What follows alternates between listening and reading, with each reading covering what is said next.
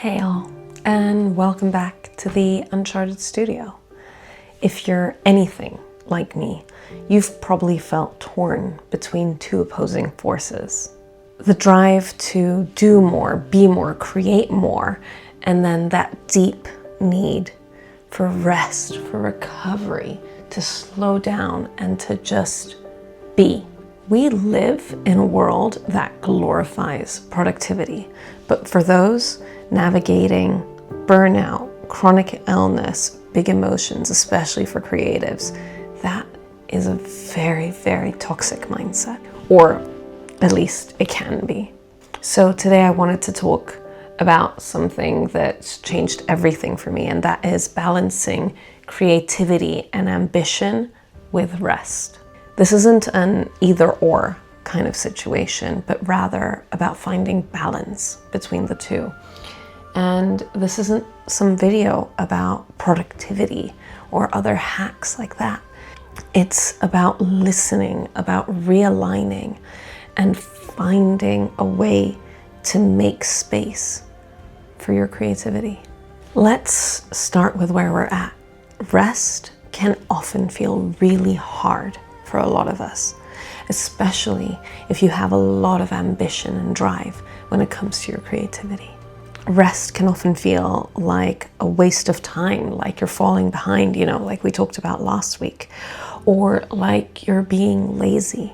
We've internalized this hustle mindset in our culture, and that doesn't help us. We've internalized messages like, if you're not producing, you're not progressing, or that you have to earn rest, or that rest comes after work is done. But what if rest is part of the work? I had to learn this the hard way. Living with disabling chronic illnesses taught me that rest isn't optional, it's fundamental.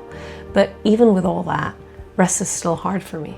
I keep having to remind myself that some of my best ideas and biggest breakthroughs come after I finally let myself rest.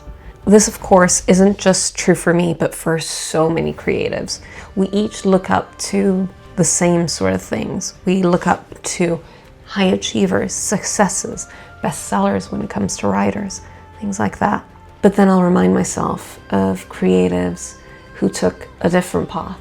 Creatives like Tolkien, who spent decades slowly building Middle-earth, and he revealed in his letters that the best parts of his stories often came after periods of creative pause. Or Einstein, for example, he believed in the power of combinatory play, meaning doing something totally unrelated to the problem at hand to let your brain have its breakthrough. So what if we reframe rest? What if we make rest something intentional, not accidental? What if we build rhythms that restore and refuel us instead of pushing until we crash? This is what I and so many other people call productive rest. It's rest that supports your creativity, not because it leads to some output, but rather because it supports you as the creator. It's spacious, it's mindful, and it's guilt-free. There's actually tons of psychological research backing this up. It's not just vibes, but how our brain works on a fundamental level. There are studies that show that when you do routine things like folding laundry or going for a walk, and you aren't actively focusing on anything in particular, your brain is working in a deeper creative problem-solving state, emphasizing that rest isn't empty, it's actually where the magic happens. There's even a theory that our body moves in natural 90-minute cycles called the ultradian rhythm theory, and that basically after each of these bursts, we need a recovery time of 15 to 20 minutes, ideally through some form of low stimulation rest. So maybe don't time block your work or your creativity in 3 to 4 hour chunks. Instead, maybe add in those short breaks to help recharge your system and hopefully avoid burnout in the process. Ultimately, what I'm referring to as productive rest has to do with working with your brain and with your body, not pushing past your limits and honoring the rhythms that already exist within you.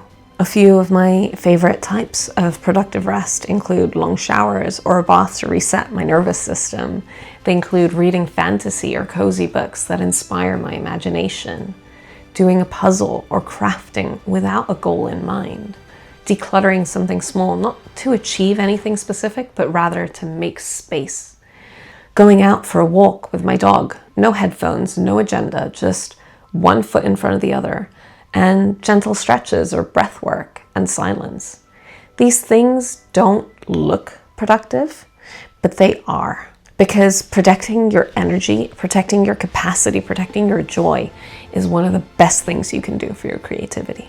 Now, let's get a little bit more practical. The best way I found to structure my week is to balance focused work, creative sprints, social time, quiet leisure time, time doing sports or other fitness and active things, and intentional rest.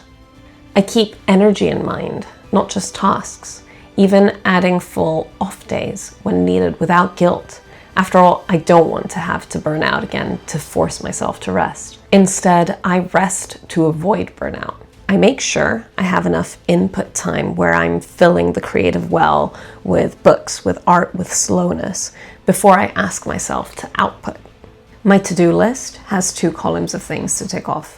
One with things that I need to get done that day, like filming or editing, writing or drawing, and one that includes things like walk the dog, water the plants, fold the laundry. Every time I feel like I need a break from the left column, I swap to tick off a few from the right column. You've probably heard of Parkinson's law before, where work expands to fill the time that you've allocated for its completion. When you give yourself all day to do something, you'll find that these tasks somehow stretch. But if you schedule in rest breaks or smaller tasks in between, you'll find that your larger tasks become much more focused and efficient. This was a huge shift for me. I used to feel like I was fighting for balance, but now I just aim for rhythm. So if you're a creative person, your work doesn't come from force. It comes from depth, from curiosity, from capacity. You are not a machine. You don't have to earn your rest by breaking yourself first. So if you're feeling tired, maybe your body isn't broken. Maybe it's wise. If you're craving quiet and space, maybe that's not weakness. Maybe that's your body's way of showing you where you need to go so you can bloom better. So let rest become part of your rhythm. Let it be something that you honor, not something that you're fighting or something that you need to earn. Let it be something that helps you feel rooted, realigned, and ready for the next creative chapter. If this video resonated in any way, let me know how you're planning to honor rest this week. And by doing so, honor your own creativity. And if you're also on a journey towards intentional, simple, creative living, stick around, subscribe. Every week I release videos all about this kind of process that I think we all need a little bit more of in our life. And thank you very much for spending time with me today.